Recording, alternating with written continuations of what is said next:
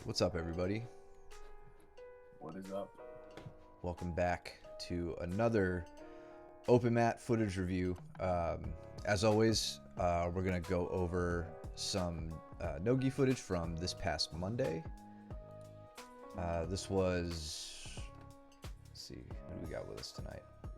See a few familiar names in the chat. What's going on, everybody? What's up? Yeah, this was, I think the first... Yeah, it was the first session back after the competition, so I think everybody was, what's up, Steven? Everybody was pretty jazzed to get back on the mats and start murdering each other again. So, let's get into it. And we had Rush back with us after a little 2-week break he said he was taking from work, so got to roll around with him again. I was excited to see him. I thought he was. You said that he was done, and yeah, I thought he was. I was totally wrong. What's up, Caleb? Glad you were. So we got him going with Duncan here.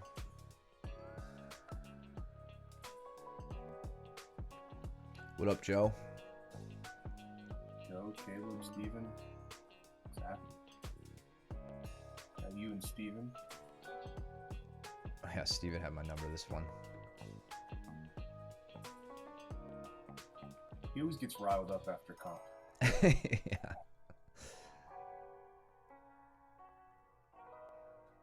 Yeah, I don't know why. It's not like he does any good at any of them.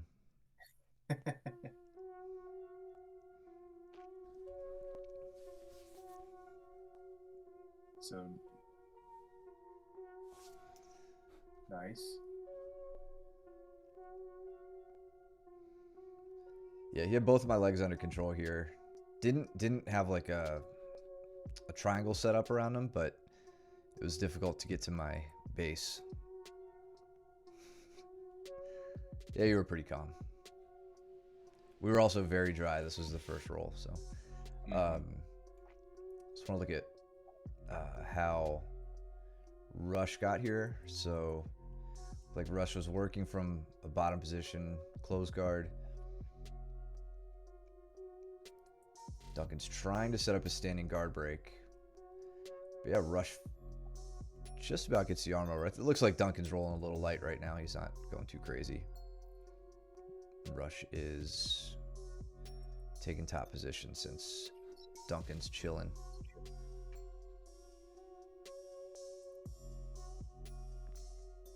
He's doing a good job keeping that elbow, or trying to keep the elbow up above Duncan's shoulder line to open up those mount attacks.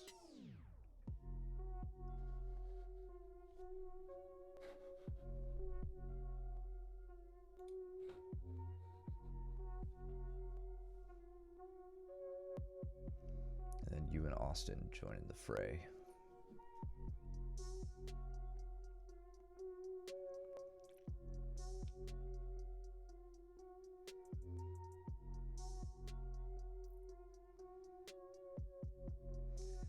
Looks like I'm getting way overextended on Steven here. Have no underhooks. Trying to get my knee free. Yeah, I mean, I feel like that's a necessary evil when it comes to the lack of underhooks and your leg being trapped, right? Like, because if you sit back without an underhook, then he's just going to wrestle up. Right. So you have to secure some sort of chest to chest. Yeah, and here, I mean, I managed to end up getting my leg out and could settle in, so. Yeah. That underhook isn't quite as useful for Steven now. Oh, I remember this, and I got both his arms up. I start scooting up to S mount. I just have the hardest time cutting the corner on him. He gets me off balance really well. It makes me lose my entire control. So Duncan and Rush getting into a shootout here. Yeah, they're 50-50. Well, actually, no. Straight Ashi for Duncan here. I like that Rush just comes up. If he doesn't feel totally in control of that situation, he doesn't stick around and try to like fumble his way through leg attacking. He just gets to where he's more comfortable. I think I tried to like head throw Steven here. Just got him off the side.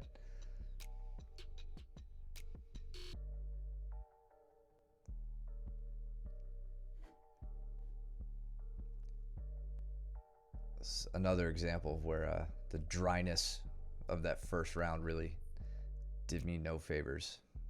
Steven was super, super deep on the hip.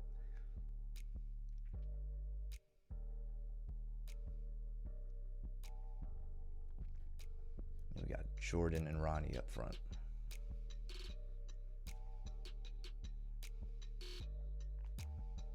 How'd you get on Austin's back? Did you see that? I feel like I snapped him down into a front headlock, and then I broke him down from turtle somehow. I can't remember exactly how.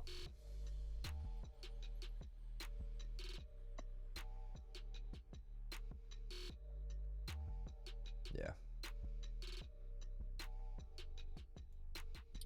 Yeah, so I'm shin pinning on his right leg, and he's kind of coming around to prevent me from hitting a go behind, or keeping my go behind, so to speak.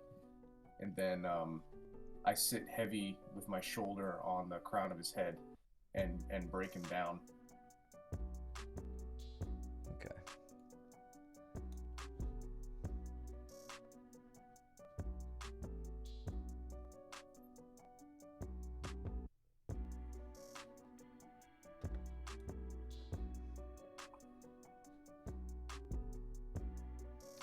Did Rush end up getting something there? Oh, no. Oh, okay. He was just pulling Duncan away.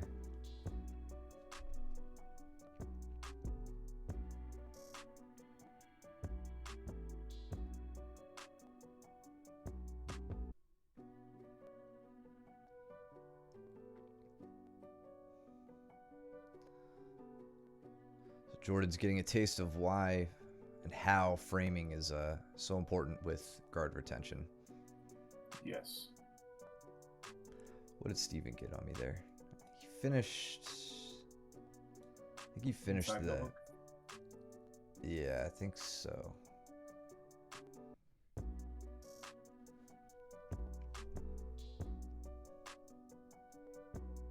There I was trying that over tie.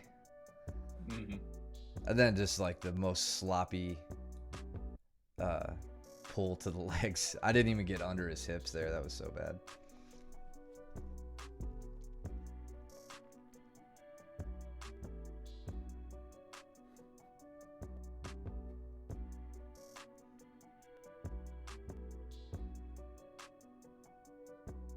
I think I cut out all the footage of us talking about that over tie to the foot sweep, but I try it on Rush at some point later, so we might be able to look at that.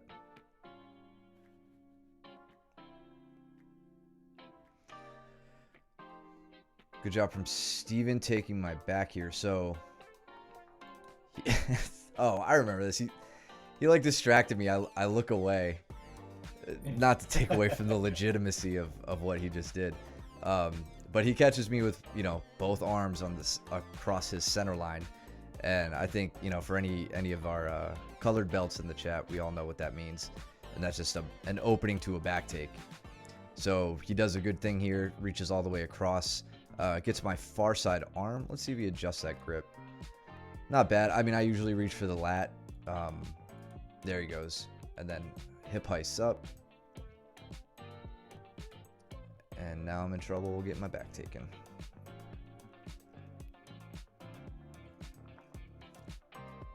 But I got down to the side quick enough to avoid any major threat there.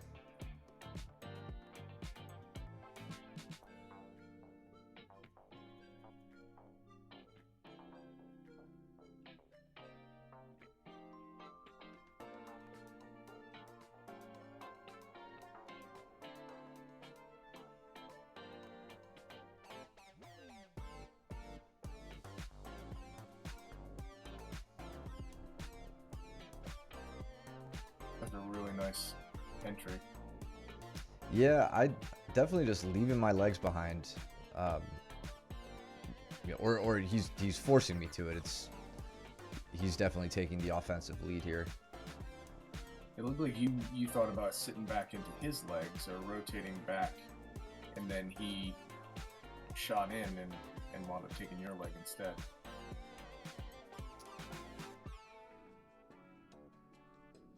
Yeah, It's almost yeah. I see what you mean. As soon as I went to do like the like cut the angle to get into cross ashi, he unlocks his leg and inverts his right knee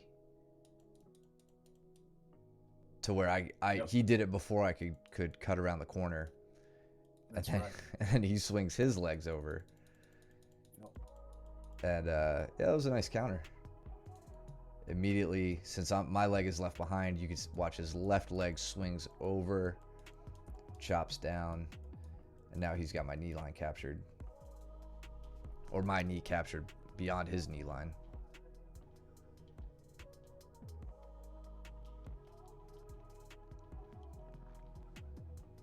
I'm trying to leg ride Austin. Mm. I'm trying to make his life miserable here. He's looking towards the television. Oh yeah, that sucks. You're putting a huge twist on his spine now. But what I was able to do by getting him to do that is he put his arm up to kind of like frame, and so he can start looking in the same direction, to get the pressure off. Mm-hmm. And so I just switched to a head and arm from here.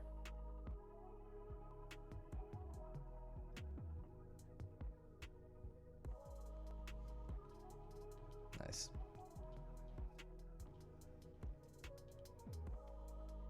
So it's like you went for almost like for the Aoki. It was not Aoki. The Choi bar. Choi bar, yeah. So maybe I did, because that's just the shoulder crunch. Mm-hmm. I feel like the hike up the left leg. Isn't the Choi bar like across to the far side arm? The Choi bar would be if you take your left leg in front of, like, basically where your left shoulder is, or where your left arm is. Oh, you're right. And yeah, go kind of like for an inverted arm bar. Right. That's the Choi bar is what they call the entrance to the arm bar. Right. But there's really no difference. Like the finish is the same as a standard Jujikatami or arm lock. Yeah. Yeah, that's right. Okay. But most of the Choi bar setup comes from half guard, and then kind of almost into that clamp guard position, and then hiking the leg over a little bit higher. Got you. Then Jordan here with Ronnie. So I imagine as a white belt, you might feel pretty threatened at this spot. Ronnie's got her arm wrapped around his head. Not quite. I mean, like, by the looks of it here, I don't think she has a very threatening grip on his neck. But I like what he does here with his top leg, where he reaches over and tries to capture that leg. I'd like to see him actually capture that and start to use that to pull himself towards her, get his knees to the ground, and start coming to a better position, not on his hip like this, but winning a top controlling position. It's going to be probably a little while before he recognizes when his neck is in trouble versus when it isn't, and how much you can kind of like get away with. I feel like most beginners here, they're like, oh, immediately drop everything, protect the neck. Not a bad instinct to have. I wouldn't call that a habit worth breaking, but I think all of us have probably grown our tolerance for when we will address things, how soon we will address things and all that.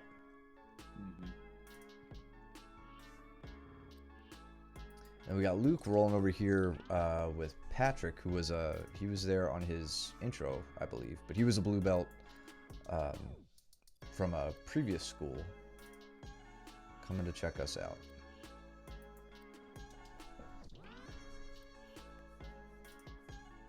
I'm rolling with Rush at the top, and then Steven and Veronica are getting after it there in the middle.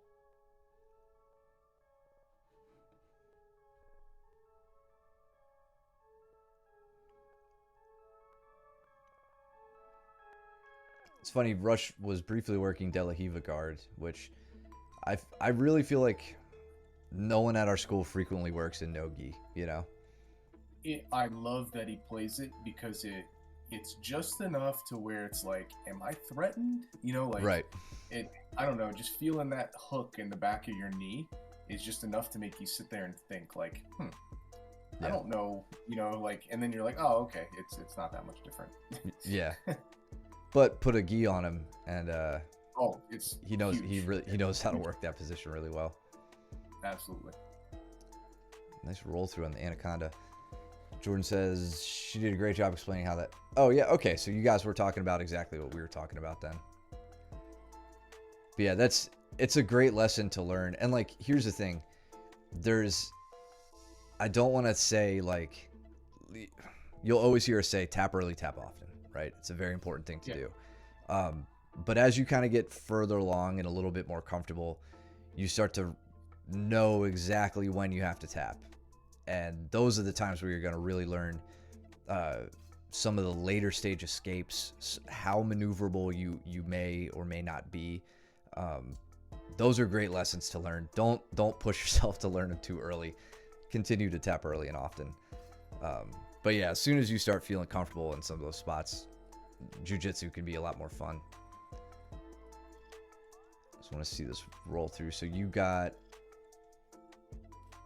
looks like you wrestled up to or no, you didn't wrestle up. So he was down. You came around to the front, headlock. Yeah, so I was about to pass guard. I was coming up, and I was gonna win. I was probably gonna win the underhook battle, and I think Rush sensed that, so he wound up turtling. And when he turtled, instead of me trying to hit a go behind, I stayed in the front headlock position. And I was really second guessing it too. I like it. You did a little knee block there, real subtle move, Yep. but you tuck his right elbow in with your knee to start setting up for this roll through. Yes. And I've got my left elbow pinned to my hip as well, to help me dive through. I should have gotten my head kind of like in the pocket a little bit deeper, but frankly, I've had a lot of misses by like almost shooting through too far with the Anaconda. Mm-hmm. So I decided to put my head like just on his back while I did the roll. The only thing I hate about that is when their weight comes directly over your head, and like that split second when they're just smashing your skull. It's so uncomfortable, or it can be. Yeah, no, I mean it totally, especially if it's a bigger person that you're trying to do that on. Yeah, it can be terrible. But he was not having that finish either. Like, he made me, like, I had that thing fully locked. I was walking towards him. He tapped. It was a struggle for me to get this tap. So you'll see, I'll lift my left leg to try and capture his arm, but he does a really good job of trying to block it. Yeah. So I opt to rotate up and almost take a mount. And that's when it got really tight really fast.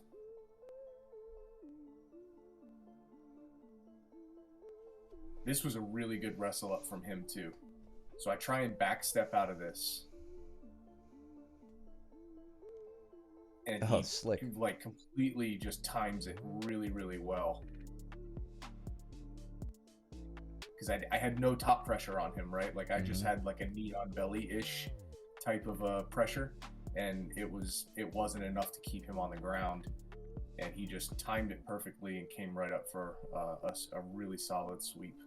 Yeah, I really like how he has that wrestler sort of mentality of refusing to be down. If he has a way of getting up and sweeping or whatever, he will not hesitate to take it. Yep.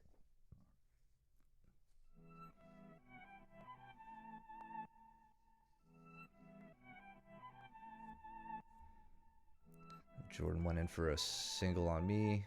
I think I was just able to hit a roll, like kind of re-roll him as we went down. And we go behind the pillar. So Steven. Arm lock. Damn, he had that for a while.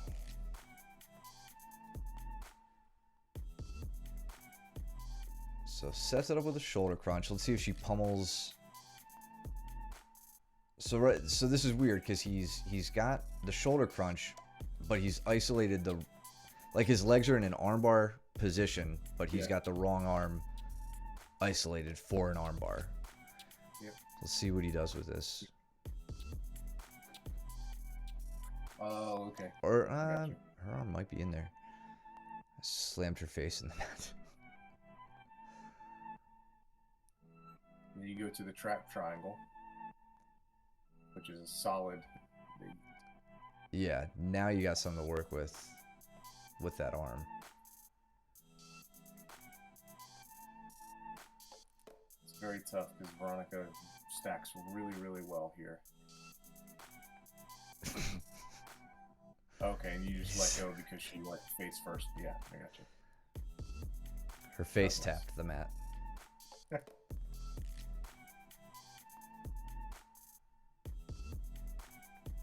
I can't remember the last time I triangled or armbarred Ronnie from the bottom.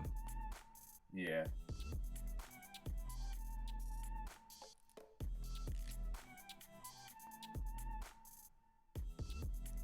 I really would like to see her trying to pass more with that leg position.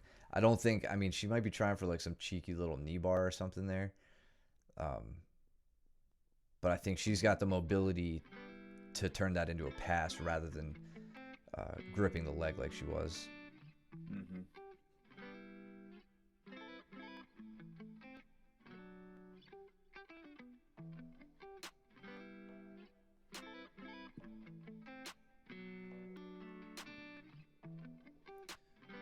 Deep dig on Rush's arm there.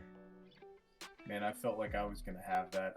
I did opt to not crank really hard. Those get tight really, really fast. Yeah. I don't know if I would have been able to finish it had I done it, but I felt like I could have. Yeah, I mean, it looked like it was in a good position. I think if you had gotten your hips out to your right and just slammed it, that absolutely would have been a finish. Obviously, you're not trying to do that in the training room. If you would have finished it with the savagery of your Kimura from the competition, it would have worked. Yeah.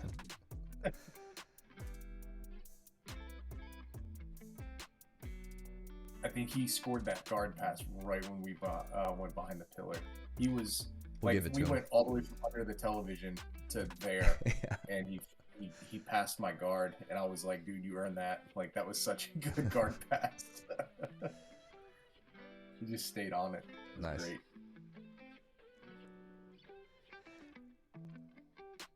So I feel like against most people, Steven would have been able to turn all of this into a pretty dangerous armbar. Ronnie does have a really good ability to just like she manages her level really well. She stacks really well. Yeah, with that right hand, that was nice. Yeah, she completely like Steven goes to get his cross-facing leg over here. Ronnie takes that away, which you know that gives her, or that leaves her with enough mobility and her arm being a little less isolated. Probably the exact amount that Steven would need to finish that. Yep. Now Steven's got arms across the body here, and she's getting, but Veronica's doing a really good job here of noticing that and trying to get her elbow back over. So that was nice. Yeah, good back and forth from the two of them. All right, you and Justin. We got Brandon and Duncan.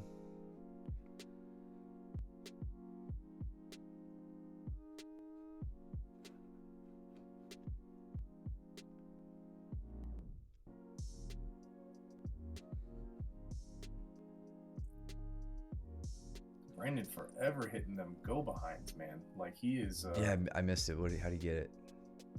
I would guess an arm drag. Yep. Yeah. That's his all day. I'm so stays. angry he's good at those now. Do you see how he sticks his ear to the back and it's like, you're mine. Yeah. As soon as he gets his angle. Big reach with the left hand, grabs the lat, and then sticks his right ear to the lion on Duncan's back. And that's the end of it. Like, And he's doing a good job of trying to break Duncan's posture here too. Like you could see with his head like pressuring into him as he starts to make his way around. that's right. Let's see how he And what finishes you've it. done before too, and Brandon, like I know you do hit this like the sit through, but what Matt has shown before, right, and kind of like the wrestler tactic of trying to get your opponent to put their hands on the mat, is you have the ability to use your right knee to block the hip of Duncan to try and get him to bow down to the mat, to get him down there. In the event that somebody is leaning this way and it's very tough to take them backward, you can always promote that by blocking the hip with the knee.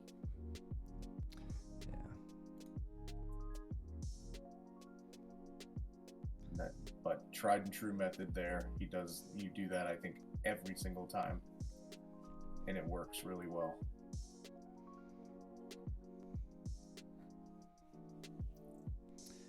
Yeah, and keep in mind how easy it is to move people from the back. Like it takes a bit of setup for them to counter you. Like if they wanted to roll through on a knee bar or something,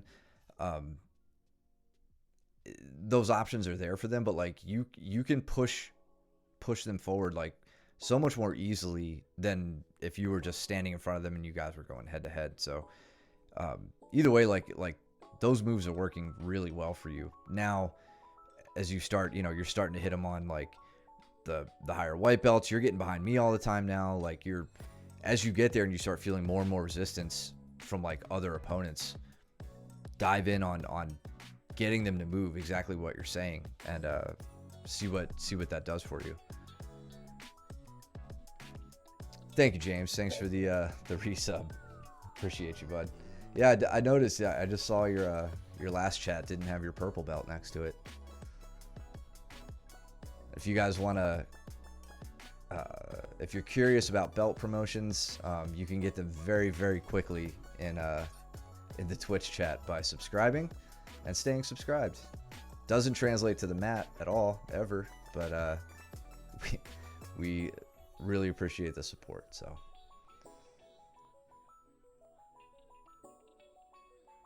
I think at 9 months you get a black belt. What's up, Deathcore? How you doing, bud? What Deathcore? Let's see. Hold on. Let's go back for Brandon here a second. So, finally gets Duncan down.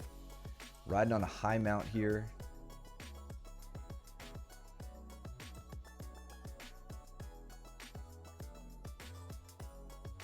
All right. So, this is interesting because Duncan didn't like isolate his arm per se. It's not in a terrible spot. It's not even necessarily across Brandon's center line, but Brandon made a decent turn 90 degrees around it to start isolating it. And now he gets himself into a good armbar threat. That was a really slick transition. And for Duncan, when you're trying to get out of the mount, you're giving good bridges, right? Like I like the bridges.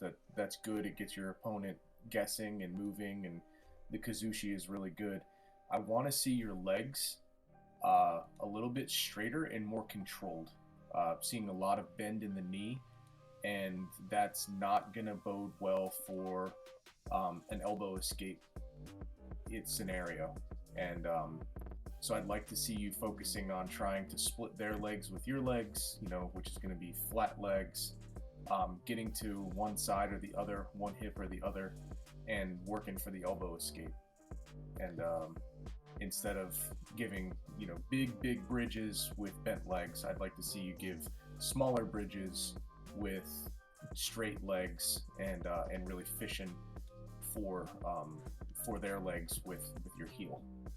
Yeah, you could even consider like, the small bridge that Mike's referring to. Like, don't think about it as you're bridging to disrupt his balance.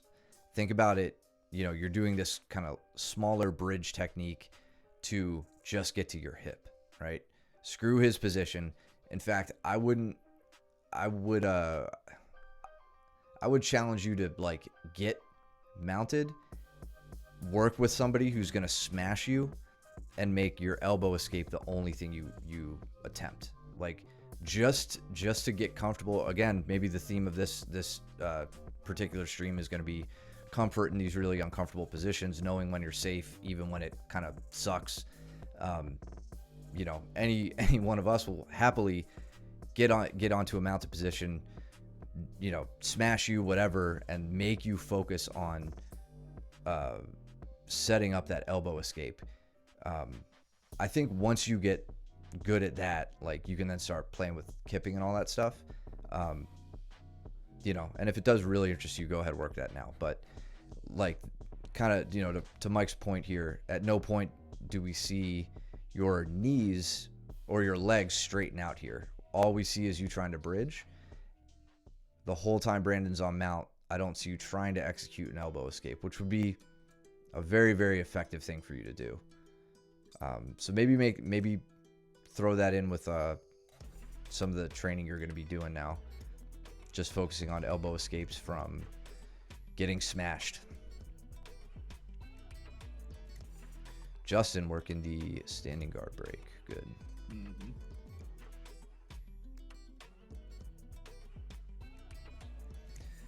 Still escapes a weak armbar tap. Forgot to pinch my knees. Hey, lesson learned, man. It happens. And the armbar has a lot of different leg configurations you could use.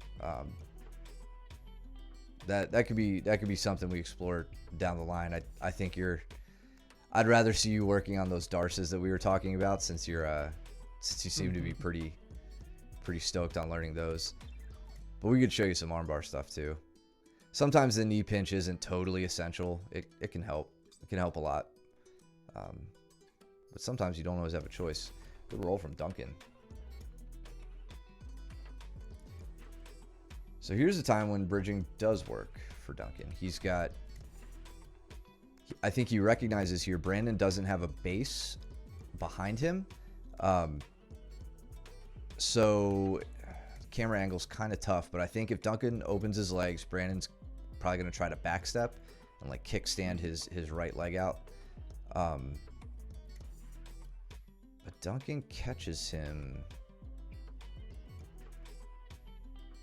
He blocks with his right hand. Does he block the knee with the right hand? I can't tell. Yeah, it's hard to tell, but Brandon doesn't backstep in time either. Right.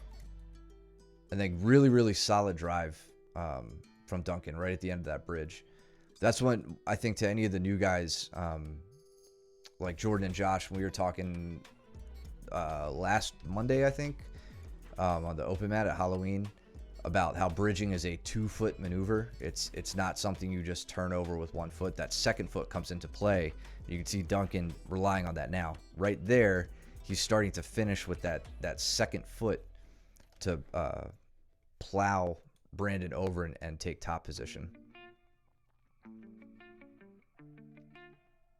If he hadn't done that, Brandon would have just put Duncan right to his shoulders again. Dude, Brandon is going to be so annoying wrestling up. Because, like, now, yeah. I feel like Brandon, I know you're in the chat. I'll stop talking about you in the third person. I feel like you've finally gotten to your, your range extremely well now. So, I mean, it'll happen later. We'll see him do it to me later. But, like, he just reaches out like Dhalsim from Street Fighter, and all of a sudden he's, like, wrapped around your legs. Like, shit, I got too close.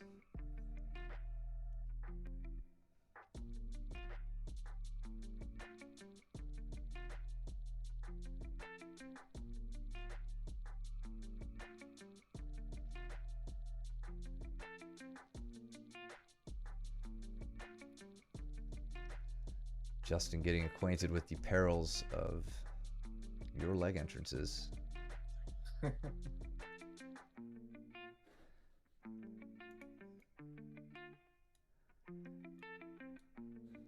right, Brandon working standing guard break, which Duncan is getting well versed in countering. Yeah, look at this. Yeah. So it looks like Duncan just didn't get the leg through the middle. Yeah. I mean, there are ways to handle that, but great work, Brandon. Shutting down that. Brandon got a very good V grip on that ankle, so that may have been why he couldn't get the knee up the middle. Yeah. And he's keeping it out there, keeping that leg extended until he can settle into a spot where he feels like he can let it go.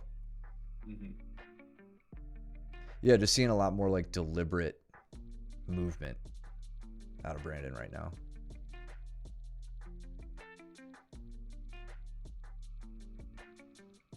Trying to walk that arm up. Again, same cut in the angle for the arm bar. Great job, Duncan, keeping your head out, not letting Brandon set up that cross-facing leg. So there, right off the bat with Rush, that was when I tried the overtie to the foot sweep. So he gets his collar tie on me. And for everybody who's like, what the hell's an overtie? When somebody collar ties you, we'll focus on Rush doing it to me right now. He's got a collar tie on me.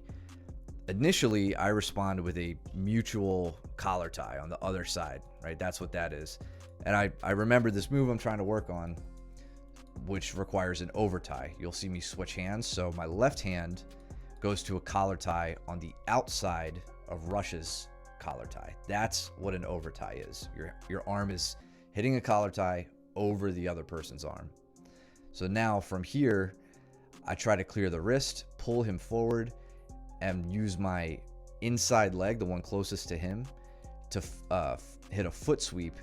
But where I just messed it up is I focused purely on the foot sweep, and you can see I'm doing nothing to pull his head back and in this direction to take him to the ground. So hitting that overtie, we pull him forward, and we try to hit a foot sweep, and it's a beautiful takedown when it works. Totally failed that one, but you could fully expect me to try to hit it on every one of you and try to stop me.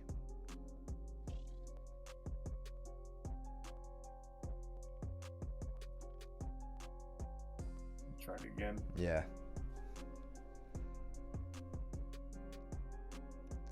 See, I'm constantly trying to work that overtie. Yep. And then he gets a duck under with my sloppy snap down here, right?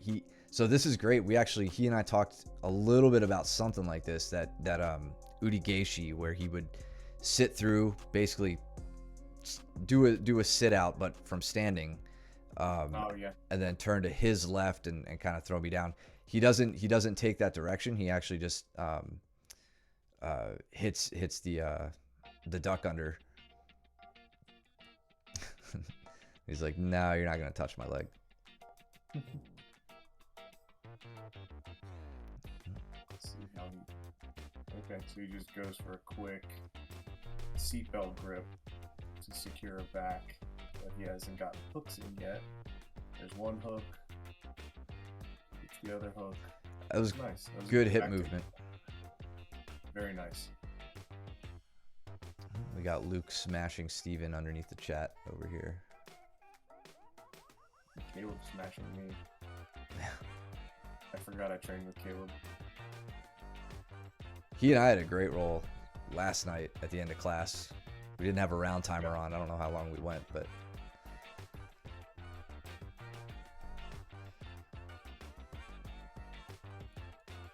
look at this.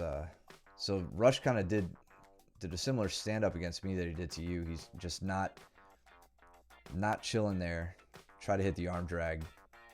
He did great squaring up to me. And we just keep turning. He ends up getting behind me again. Yeah, it was definitely close to a 10-minute match. Tried heel hooking me. We had gi pants on. It was great.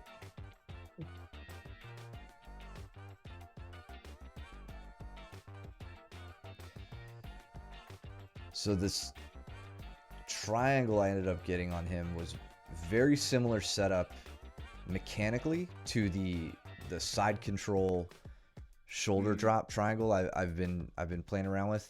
Yep. And what I'm finding from this is, so you could see we're almost to that same kind of position. If you think about, if I entered this from side control, Rush would be on his back. I would fall to my left side, which, let's see if I do. I kind of, Yeah. I pull his arm up, I fall to my left side. And I find that I can get his arm isolated. So I could get anyone's arm isolated so much more easily working from this position than from hitting a triangle off of my back and trying to get the arm up. I don't quite understand it just yet, why it seems to be so much easier. It might have something to do with how people are trying to like get back to their knees and sit up. They're not thinking about elbowing down quite as much. I don't know. But either way, I can pull everything across. I just find it to be a much deeper triangle right off the bat. That's interesting. Let's see, I'm just curious how Caleb got here on you. So working from I top pulled half. hard. Yeah, and then he walked around. Smash. He started body locking, and then Look at Ronnie. eventually- Ronnie taking a page out of Caleb's book here. Yeah. That was awesome.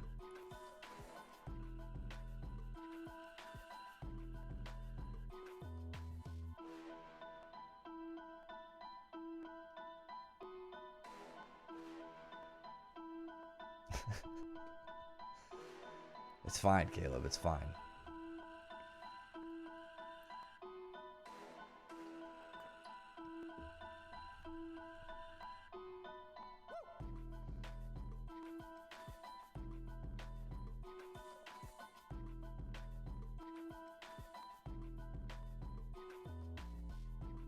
Did you hit the false reap on Rush?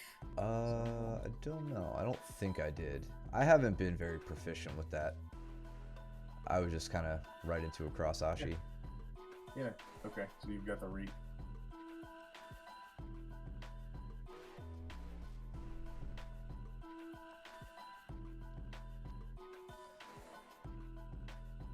So I feel like I chastised Ronnie enough about this, but I really want to see her working to get her knee free. She was taking her sweet time doing that a second ago. But she's With got... the Go ahead. yeah, with Kimura attempt, I said wanted me more under the shoulder. Yes. That let's see if we can find this. Hang on. Right here. So was it... Should have been. He has the Was it on your far side arm there? right here. It should have been. Yeah. Because you don't have... He doesn't have the... Unless it's at the start. At the start. Well, why are you saying it now, dude? There we go. Here. Yeah. So Yep. sets it up here. All right. So you get it here. I'm trying to figure out like. So you need to be behind my shoulder with your left shoulder, and you need to be driving me to my right, your right. Like you need to be walking around my head, basically, and then driving my shoulders to the right, like over to the far wall, away from the camera. So would you say having him maybe hit a hip switch with his right hip would be down, his hips would be pointing towards your head, like his belly button would be pointing towards your head? So what I'm telling him here is, see how my hand is in front of my belly? Yeah. You're not going to have very good luck trying to get my hand behind my back in this position. So my advice would be to get into a dorsal. I would try and get somebody onto there. Like me trying to put your hand behind your back when you have it in front of you, I'm not going to be able to do that, right? Like it's going to be very, very difficult for me to get your hand behind your back. So I would opt to go and stand you up and get you into that dorsal Kimura position so that I can work my grip breaks and things from there. Gotcha. And so my advice for that, but you can't just like go down by the elbow and try and work somebody up, because if you go too far down the elbow, you lose a lot of grip, especially when you get really sweaty. Yeah. So if you go elbow to elbow with somebody and you try and walk around their body, then most of the time, if somebody knows what you're trying to do, which they probably will, then they're going to be trying to get their elbow back through the hole, right? And trying to get their shoulder back down to the mat. So my advice is to go shoulder to shoulder with them instead of elbow to elbow, and drive them, to get them onto their side. Mm-hmm. And then start setting up, a good solid knee pinch. If you can lock up that rear triangle, awesome, like to give that double threat. But see, like as soon as I start walking away, the intention of me walking away is to try and drive my elbow down to the mat. Yeah. Yeah, that. And you have the opportunity to do it here too, Caleb, with that underhook on that side. The elbow to elbow stuff that you hear us talking about with Kimuras is purely at the finishing mechanics too. So That's keep that in mind. Yes.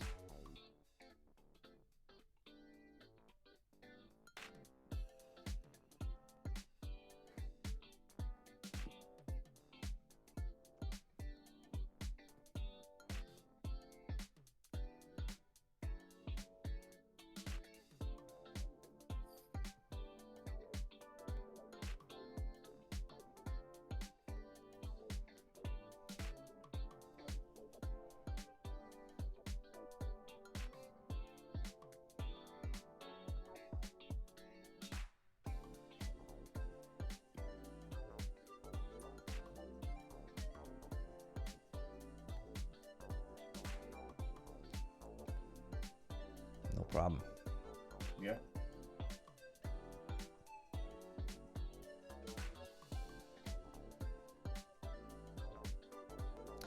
The other, I don't think we explicitly said it too, but like working to the dorsal Kimura also like it exposes your opponent's back.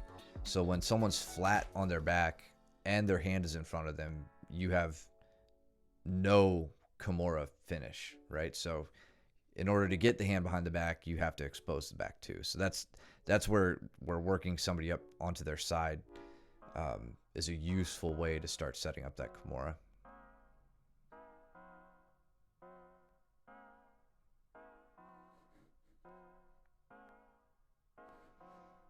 I don't think we could see what Ronnie did here. Maybe it was just heavy shoulder pressure or something. Yeah, he's moving his shoulder like something. Yeah.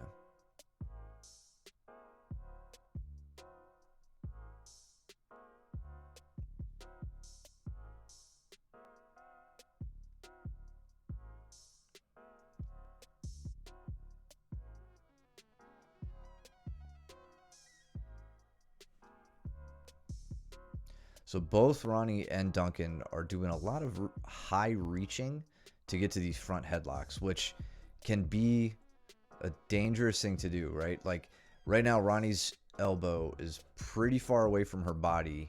Her elbow is above her shoulder line. If Duncan recognized it, that would be a really good opportunity for a duck under and to take her back.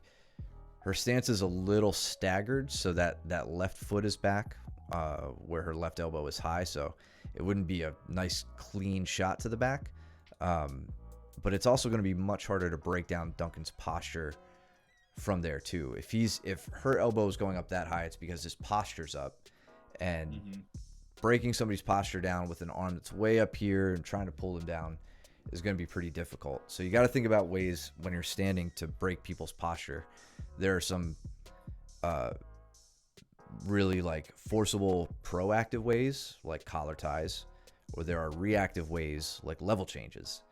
If Ronnie feinted a shot and Duncan was wise to it, if he didn't want to get doubled or singled, he would lower his level to bring his arms down to block the shot and keep his legs safe. So that would be a way to either get your opponent to react and bring his level down, or force him down with a safer grip. You know, your elbow's much lower on the collar tie than it is with this reaching up over the head to the front headlock position.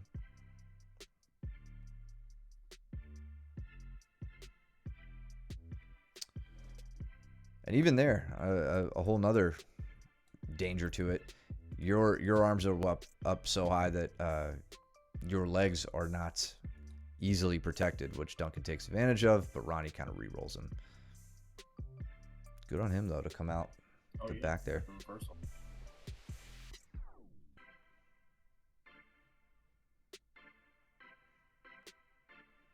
Rush was really killing it today, getting at least getting behind you and I. Yeah. And then here right at the end, I was like, maybe I could get a reverse triangle on him, but never had the chance to really get the angle. That's pretty cool to just fall right into that. That was nice. So let's watch Brandon totally tool me this round.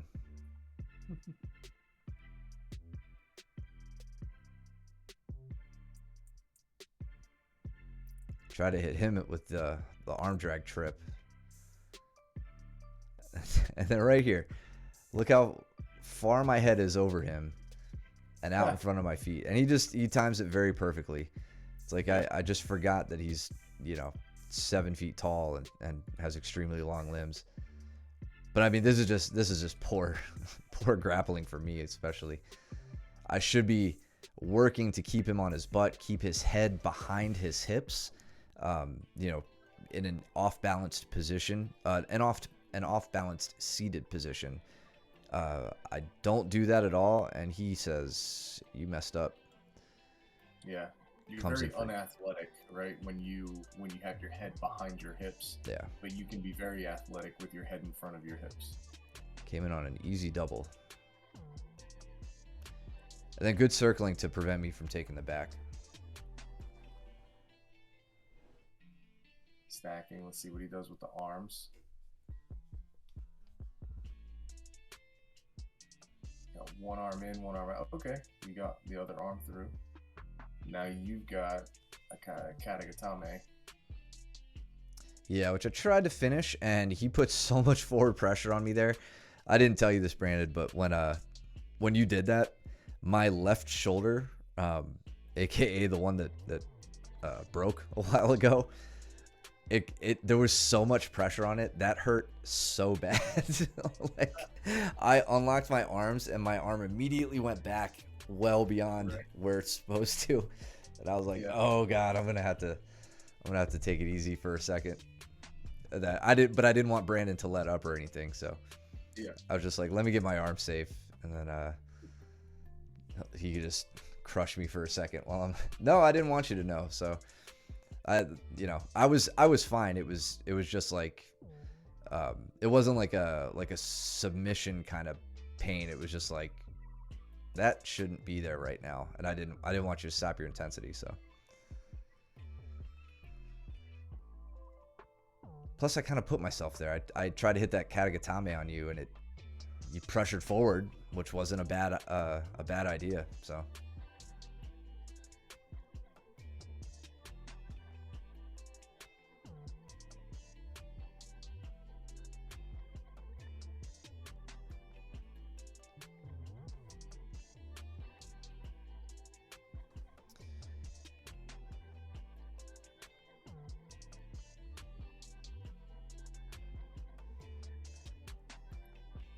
what you're doing there for the back take, or what you just did with the back take, was really nice. Not really giving up on the back take and knowing what you have and what you don't have. So Brandon does not have has completely misaligned the spine, which is what you want in order to take the back. So instead of giving up on it and taking a mount, where you take probably a deep hook with the left hand, maybe. My underhook is all the way across to the neck. Yep. And then you extract your right leg, sit up into the chair sit position, and now you are back, aligning aligning the spines and back working from the back. That's awesome. Back working from the back. Redundant. Return to the back. Yeah. And then let's check out Justin and Rush here. So Justin, they're obviously rolling slow, kind of going over some stuff we did in class. Justin shoots for this double under stack pass. Mm-hmm. Starts driving heavy into Rush. Now from here, you just got to pick a side. Looks like he goes real heavy around to Rush's left, settles in. Yeah. What I look for in those double unders and those stack passes, when people really know what they're doing, their lower body doesn't move. They don't do a whole lot of walking around in order to promote their opponent to promote their opponent's legs to move. It's just the pressure and then shoulder switching. Yeah. That's what I feel like makes the stack pass most effective. Yeah, I was working with Jenna that evening, and after Luke showed the move, she and I started to do it, and I was like, you guys are really fortunate. Typically when Luke does this, and when he first taught it to us, he emphasized taking their knee and smashing it into their own nose. That's and like what I was telling. pressure, like pressing down on them so hard that they make that you make them want to give you the pass. If I said that right. Yeah. He was a training partner, so he was lucky enough to feel that. Yeah. And I had to feel it from him too. So yeah. I was like, obviously I'm not gonna do that to you, but just know that's the most savage way to complete the pass is smash their nose with their own knee and make them say, okay, pass me, please. Get it over with.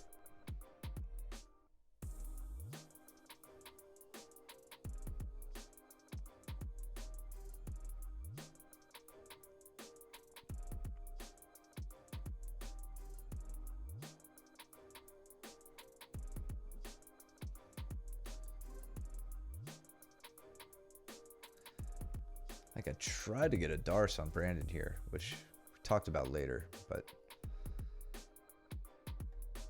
grabs my leg, puts me right on my back. That's right.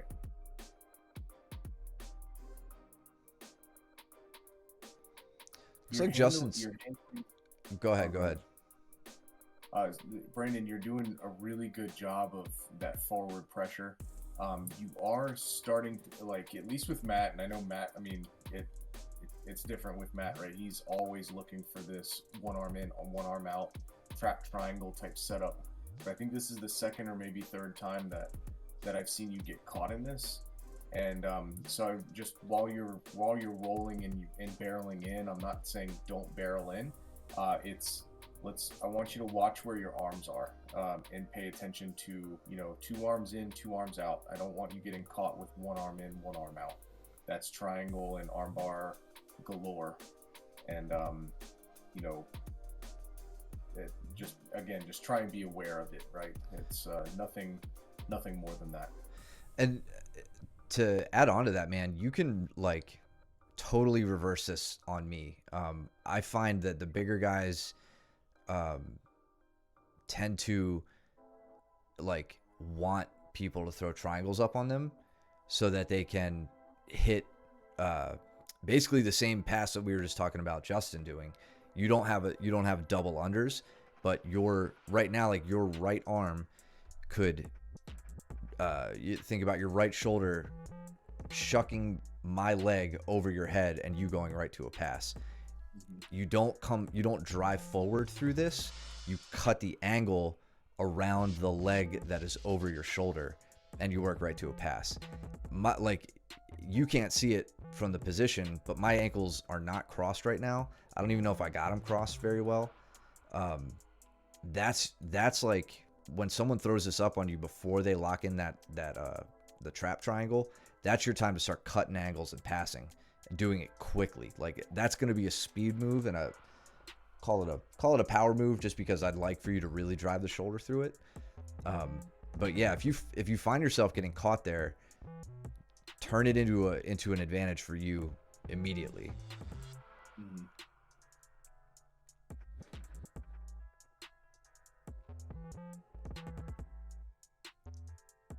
I think Justin's starting to get a real starting to get a feel for passing and timing and like the broad necessities, you know, for passing. Like we just saw him like flanking Rush's legs and really trying to control, move around.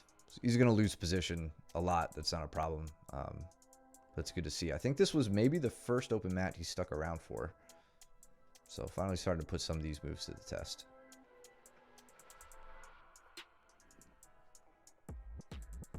Brandon, if you remember, next time you see me at class, let's talk about that.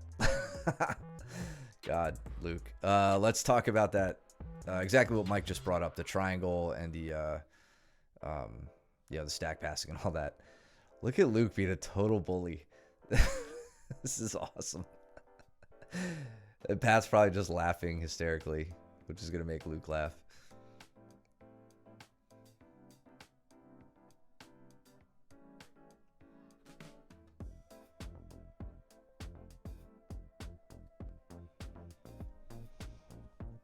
It was nice to have a Monday class without 4-minute rounds.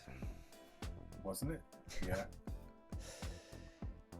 Austin was trying to get me put on 8-minute rounds. Look at Rush. Oh, that's when he broke Steven's ankle. Good.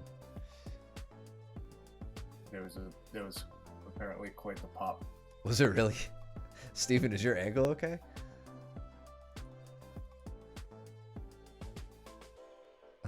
Well, he kicked Rush in the face. I would have broken his ankle too. Oh yeah, definitely made some contact.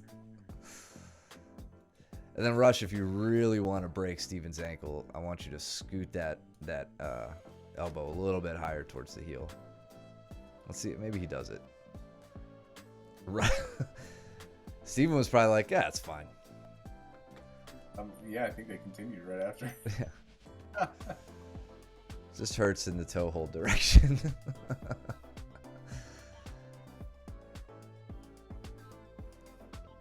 I don't know who he trains with. I don't know how Steven gets that. Doesn't get that from any of us, that's for sure. No.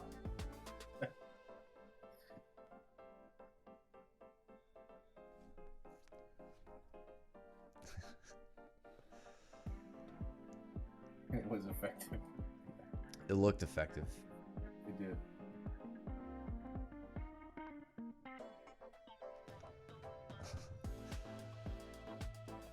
Luke is just torturing Pat right now.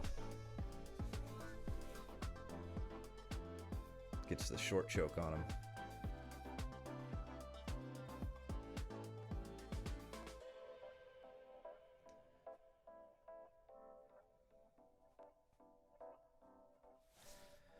So, I don't know how I feel about what Rush is doing right now. So when he gets on Steven's, when Steven turtles up and he kind of gets on his back, he's unable to get any hooks in with his legs, but he gets his seatbelt grip.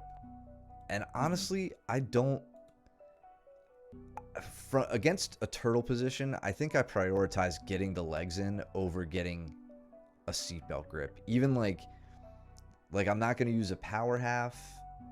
I'm not going to do anything. I'm going to break them down usually through the hip or try to sneak my knee in and underneath their hips. And then I'll start worrying about my upper body grip. That's only from turtle position. You know, if Steven was seated and Rush was behind him somehow, like, then yeah, absolutely get your seatbelt grip. But being high up over somebody like that is kind of a recipe to get rolled and have the position countered. And I think Steven just got a straight ankle. He may have slipped the heel there. Meanwhile, let's see how Luke sat into the cross ashi. Just stepping over the body. Just fed his right leg through. So Pat starts kind of like shoulder walking back underneath Luke here. And that's when Luke takes the opportunity to step the leg in, I think, right after that. So, yep.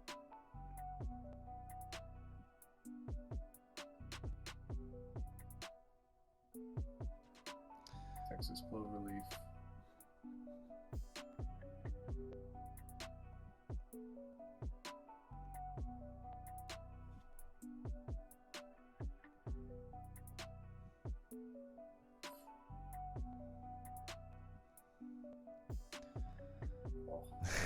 Yeah. So he switches sides from the cross ashi. I mean, it's a cross ashi, but instead of the inside heel hook, you'll see he takes the. I think he lets Pat slip that leg out, and then now he slides it across the body, which is a huge reaping position, right? This is a true reap. Luke's outside leg is coming over. Pat's knee is pointing. The knee that is obscured right now is going to start pointing in this direction. And then he just knows Luke's got the outside heel hook.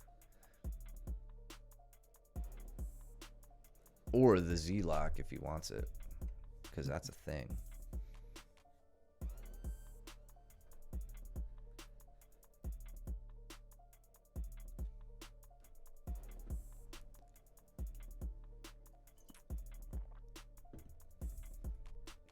How awesome would it be if right here Pat just slapped Luke in the face? Yeah. Just a warm hand right across his face.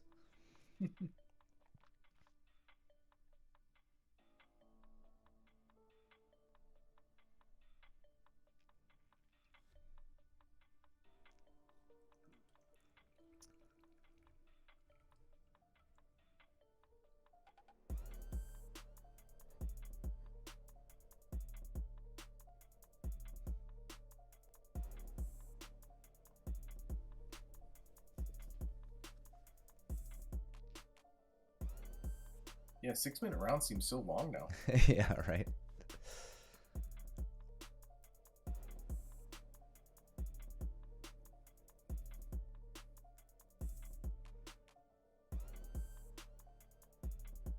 It's so difficult to get Luke to move in these stand-up battles. Like, if in the same way, like, Pat and I, we have these stand-up battles, looking for foot sweeps and trips and everything. And he could really push me around and make me move, but Luke, not just because of his size or anything, like he just has a solid base, and he's not terribly concerned with you shooting on his legs. Mm-hmm. So he stays in these really not in stationary positions, but just very stable positions. It's very rare that you're gonna see Luke slipping, right, or getting taken off balance if it isn't something that he initiated himself, I feel like. Right.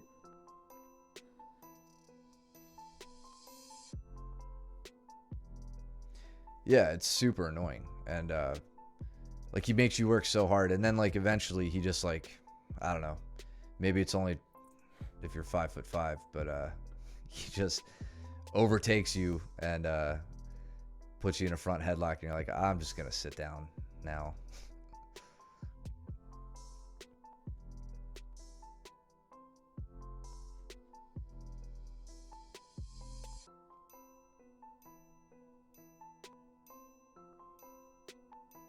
I was trying really hard to stay wedged behind you there.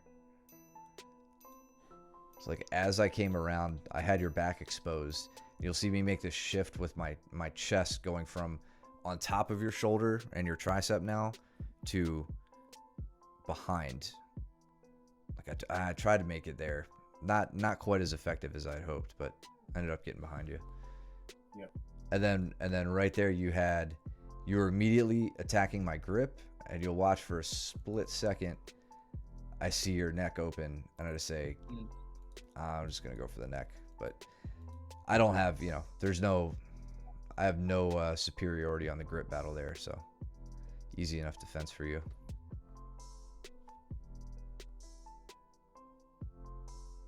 I was worried there for the arm trap there for a minute.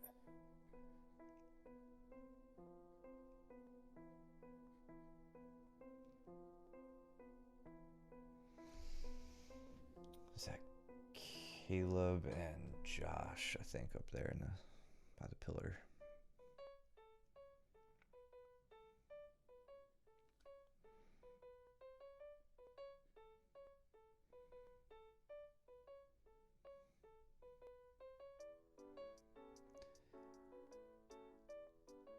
You know, it's funny. I don't recall you doing that, but you're using your bottom arm to really disrupt my legs. And like, I don't have a body. Well, I guess I do have a body triangle there for a second.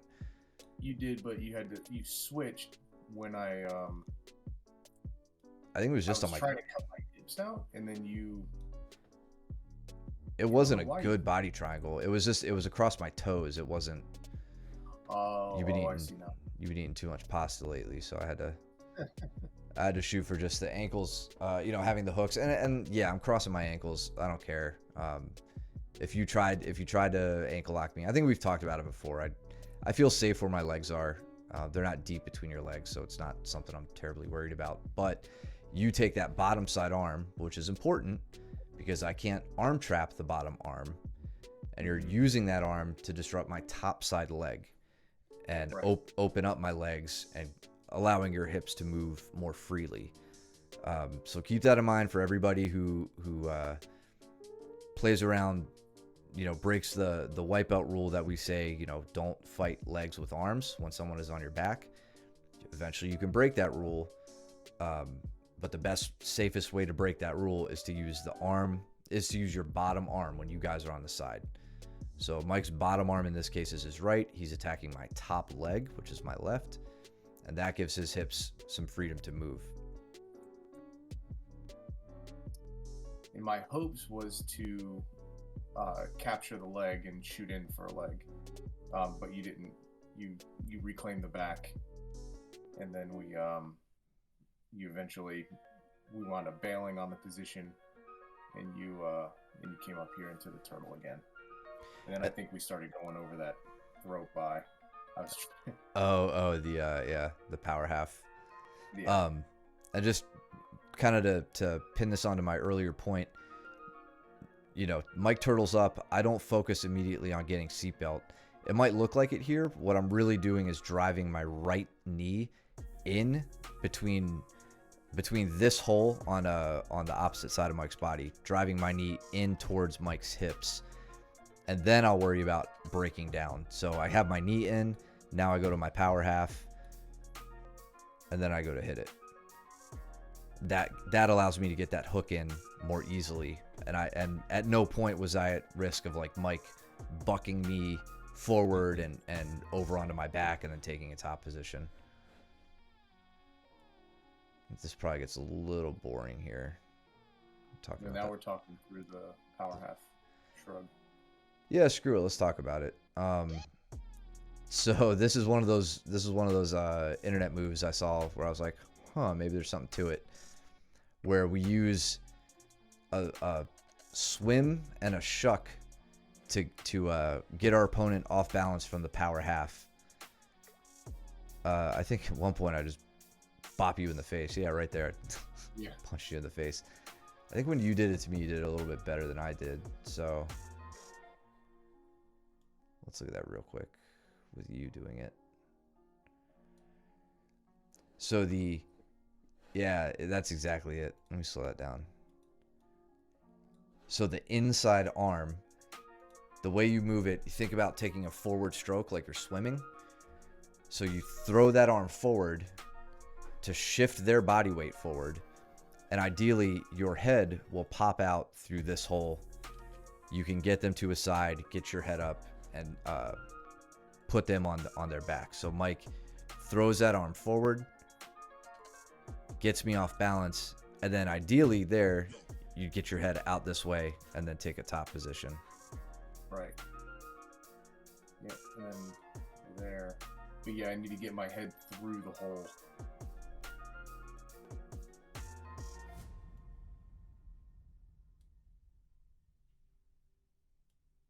yeah, we were both getting trapped behind the body Yeah.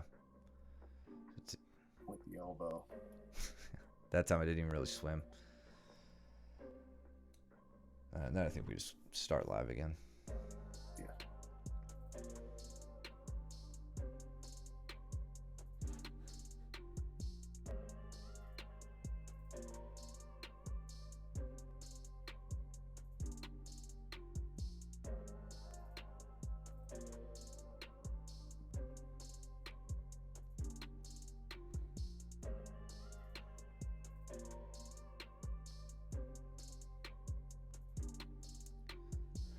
Got me way off balance there.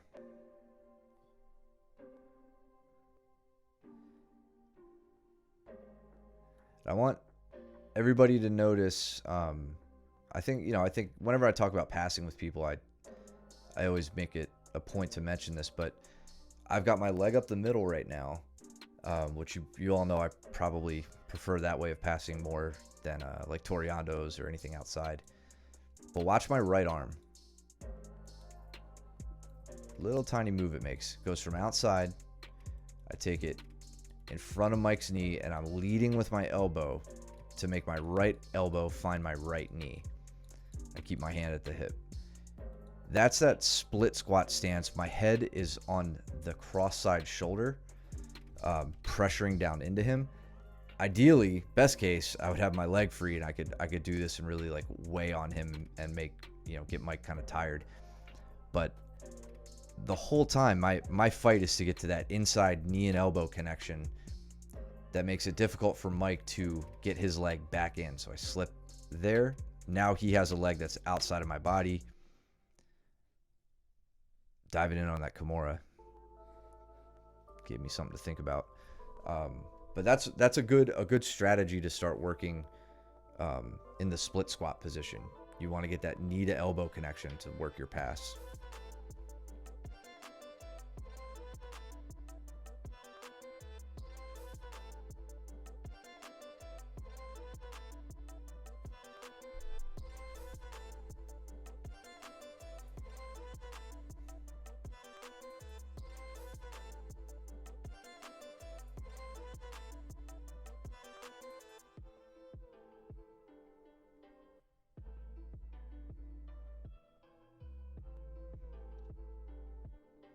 I don't think you ever let me trap your arm anymore.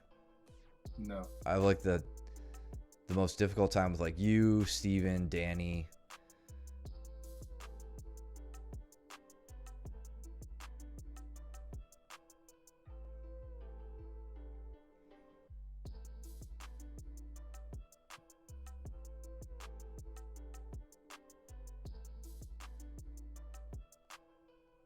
And that's that. Short night. Yeah, pretty short. I think there was a lot of talking about drilling, talking about some certain moves, things like that. So, of course, we always like to see that. You guys know I always say these don't have to all be death matches. So, if you guys are exchanging ideas and drilling stuff after class, that's great too. Yeah, thank you guys. Thanks for being here, as always. Really appreciate it. Brandon, I think you and I have some stuff to talk about when you see me at class next, so don't let me forget. Yeah, thanks everybody in the chat. We really appreciate it. Thank you. And thank you for the resubs, and anybody who's watching who hasn't followed, please do. We really appreciate it. You could subscribe here as well. Use your Twitch Prime. That really helps us out. You could support us at coffee.com/MOBJJ. Follow us over on YouTube as well. Subscribe there. And what's up, Josh? How you doing, man? I didn't realize you were quietly lurking. Thanks, man. Thank you, Deathcore. Always good to hear from you. Yeah, follow us over at YouTube as well. We'll post this up there. Go rewatch the footage from the competition that we had last Saturday. If you guys haven't watched that yet, that's a good. Oh yeah, man. If were you there, or were you watching Sunday night Deathcore? We did our competition on Saturday, and went over most of the matches. We missed a few of them, but Yeah, I think Deathcore was there. Yeah. So. Either way, we will have some more tournament videos coming in the not too distant future, we definitely want to sign up and start showcasing what we're doing at the school a bit more. A lot of you guys have been telling us how hungry you are to compete, so we really, really dig that. And I think we still have some old competition footage of back in the day that we could go over to, just to fill in the gaps. So maybe we'll do that one soon. We haven't done that in a while. In any case, get back to class. Tomorrow is Gi with Coach Luke. I don't think we have anything special going on this weekend, so it'll just be class as usual. Back to working on open guard. So, yeah, I think that's about it. You got anything else? That's it. Cool. All right, guys. Go trim your nails and do your laundry, and do not be stinky. And we will see you guys back on the mats. Later. See ya.